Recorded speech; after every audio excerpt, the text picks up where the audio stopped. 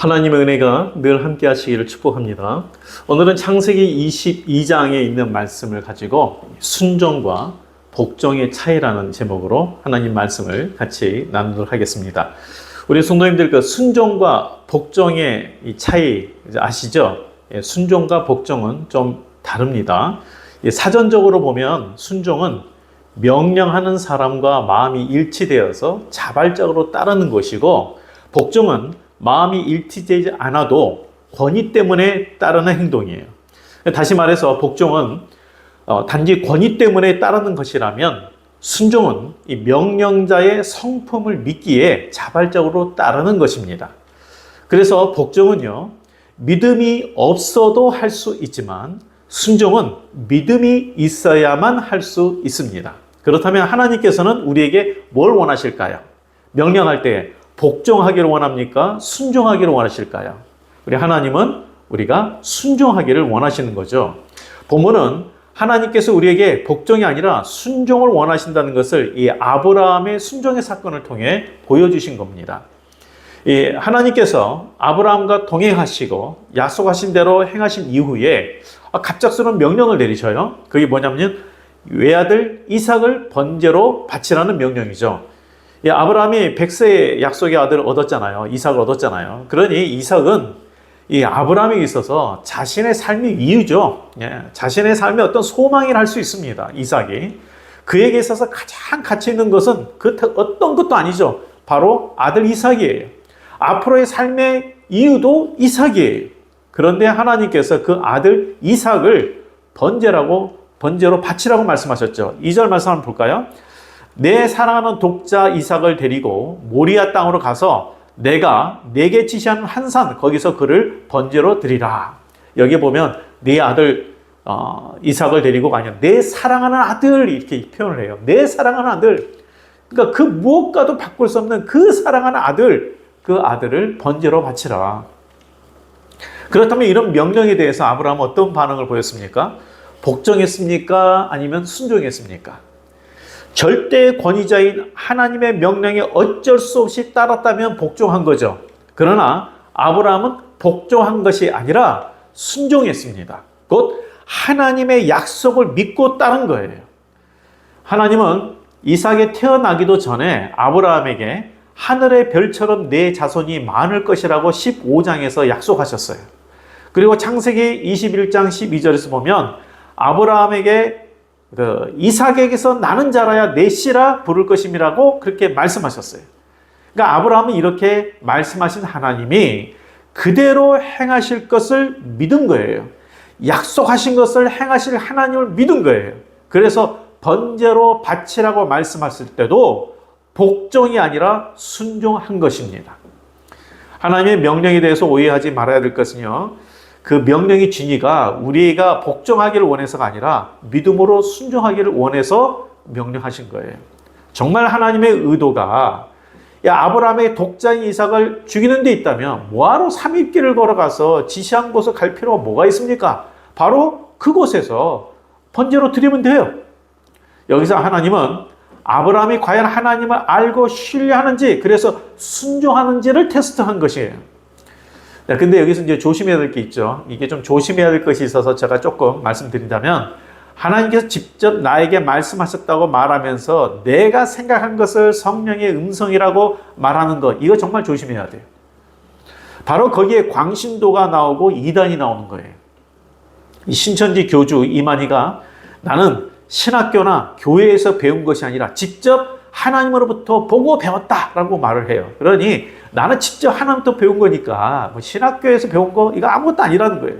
그러니까 더 확실하다고 그렇게 말을 해요. 이건 자기가 보고 싶은 것만 보고 듣고 싶은 것만 듣고 내가 생각한 대로 말씀을 짜맞추면서 이것이 성령께서 깨닫게 하신 말씀이라는 것, 이런 것에 속지 마십시오.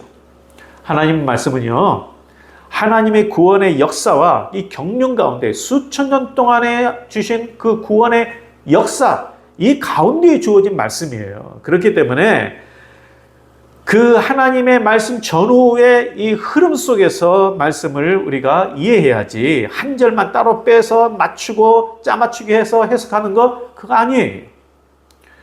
자, 그런데 이제 아브라함은 이미 하나님과 동행하는 삶을 살았고 자신과 후손을 통해 하나님의 섭리를 들었잖아요.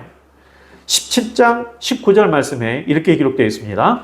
너는 그 이름을 이삭이라 하라. 내가 그와 내 언약을 세우리니 그 후손에게 영원한 언약이 되리라. 이 이삭의 후손에게 영원한 언약이 되리라.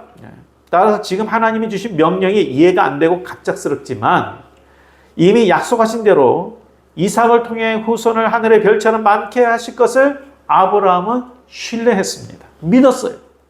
그렇기 때문에 아브라함이 결코 권위에 따르는 어쩔 수 없는 복종이 아니라 하나님의 신실하심을 믿었기 때문에 순종한 것입니다. 비록 어떤 방식인지 어떻게 인도하실지는 알지 못하지만 하나님이 약속하신 대로 이루시는 신실한 분인 것을 믿은 거죠. 우리 성도님들, 혹시 하나님이 이해할 수 없는 상황으로 나를 이끄신 적이 있으십니까? 아니면 지금 현재 진행형인 경우도 있을 거예요. 이런 상황에서 이미 우리에게 주신 하나님의 말씀을 신뢰하시기 바랍니다. 하나님, 우리가 감당치 못할 시험을 허락하지 않는다고 이미 말씀하여 주셨어요. 곧 우리의 믿음의 분량 밖에 있는 시련을 주지 않는다라는 말씀입니다. 그리고 시련당할 때에는 피할 길을 주심으로 능히 감당케 하신다라고 말씀하셨습니다. 약속하셨습니다. 이 말씀하신 대로 하나님께서는 우리 삶 가운데 인도하실 것입니다. 그런데 우리가 이해할 수 없는 이 상황에 닥칠 때에 적지 않은 사람들이 이 하나님 앞에서 더 나가지 못하고 실족하고 넘어지는 경우가 많이 있습니다. 그래서 신뢰한 믿음으로 순종하는 자에게는 여호와 이레를 경험하지만, 여호와 이레, 하나님께서 예비하심을 경험하지만 순종하지 못할 때에는 어떻게 됩니까? 여호와 이레를 경험하지 못하는 거예요. 그래서 이 상황을 이기는 길은 뭐가 있냐면, 자, 이런 어려운 상황이 우리에게 닥칠 때 이 상황을 이기는 길은요, 하나님과의 친밀함입니다. 하나님과의 친밀함. 우리가 겪는 문제 해결에서 가장 중요한 것은 하나님과 나와의 관계예요. 하나님과의 친밀함을 계속 갖고 있으면 어떤 상황에서도 하나님의 인도하심을 받고 보호하심을 받습니다. 그만큼 하나님의 말씀을 분별하고 순종하는 힘을 얻기 때문이죠. 친밀함이. 그래서 우리는 하나님을 가까이 해야 돼요. 복종이 아니라 순종할 수 있는 힘이 바로 하나님을 가까이 함에 있습니다. 그리고 바로 거기에 여호와의 이레가 있는 거예요. 그리고 내 삶에서 하나님보다 가치를 두고 있는 것들이 있다면 그거 다 버려야 합니다. 내려놔야 됩니다. 예수님께서 너희가 하나님과 돈을 겸하여 섬길 수 없다라고 말씀했습니다. 이게 무슨 말이냐면 내 삶을 움직이는 그 가치 있는 그 가치가 하나님과 돈을 동일한 가치에 두지 마라. 둘 수 없다는 거예요. 왜? 그것이 우상이다. 사실 하나님과 동일한 가치를 두고 있는 그 어떤 것도 우상이 됩니다. 명예를 그 어떤 것보다도 가치에 두면은 그것이 우상이 될 수 있어요. 이 세상에서의 성공이 그 어떤 것보다도 앞선 가치라면 그것은 우상이 될 수 있습니다. 이스라엘이 하나님과 바알을 같이 섬기다가 징계를 받았어요. 그러니까 하나님을 안 섬긴 게 아니에요. 하나님도 섬기고 바알도 섬겼어요. 이 바알이 어떤 그 상징이냐면 풍요와 또 성공의 부의 신이에요. 그러니까 풍요와 성공을 같이 추구하다가 하나님과 동급으로 추구하다가 그러다가 징계를 받은 거예요. 하나님이 우리에게 우상을 섬기지 말라고 할 때 우상은 보이는 어떤 형상을 만들고 제사를 드리는 것, 이것만을 의미하는 게 아닙니다. 혹시 내 모든 것을 바쳐서라도 이루고자 하는 것이 있는가? 이것이 있어야만 내 삶에 만족과 의미가 있다고 생각하는 것이 있는가? 그 있다면 그것이 내가 섬기는 우상이 될 수 있습니다.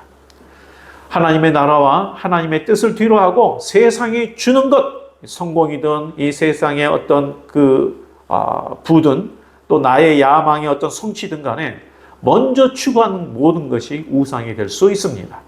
그렇기 때문에 하나님의 뜻보다 더 가치와 의미를 두신 것이 있다면 내 삶 가운데 그것을 다시 발견하고 버려야 합니다. 말씀대로 행하는 순종이 여호와 이레를 경험하게 합니다. 하나님의 예비하심을 경험합니다. 아무리 하나님이 나를 위해 좋은 것을 예비하셨다고 해도 우리가 믿음으로 순종하지 않으면 그것을 취할 수 없습니다. 순종이 있어야 여호와 이레를 경험합니다. 자, 아브라함이 하나님께서 지시한 대로 순종했잖아요. 그래서 내가 지시한 곳으로 가라라고 했을 때 3일 길을 걸어갔습니다. 그리고 또 거기서 번제로 이삭을 드리라고 했을 때 그 직전까지 번제를 드리기 직전까지 갔습니다. 그런데 그런 순종을 할 때 하나님이 이미 이삭 대신에 번제물을 쓸 양을 준비하셨죠. 그리고 천하 만민이 자신을 통해 복을 얻는 여호와 이레를 경험하게 하신 겁니다. 여호와 이레 곧 하나님이 아브라함 위에 예비하신 것이 17절 18절에 나와 있는데 이렇게 기록되어 있잖아요. 내게 큰 복을 주고 내 씨로 크게 성하여 내 씨가 그 대적의 문을 얻으리라. 또 내 씨로 말미암아 천하 만민이 복을 얻으리니 라고 했어요. 그러면서 뭐라고 마지막에 말씀하냐면 이는 네가 나의 말을 준행하였음이니라 라고 했어요. 이처럼 하나님을 신뢰하고 순종했던 아브라함에게 하나님이 예비하신 것이 뭐예요? 순양이 아니에요. 아브라함의 자손으로 말미암아 천하 만민이 복을 얻도록 한 바로 이것이 하나님이 그에게 예비하신 복이에요. 우리 성도님들, 여호와 이레 곧 하나님의 예비하신 복된 삶을 살기를 주의 이름으로 축복합니다. 그런데 이를 위해서는 먼저 하나님과 친밀하셔야 됩니다. 하나님과 동행하는 삶이 되어야 합니다. 그래야 복종이 아닌 순종의 삶이 될 수 있어요.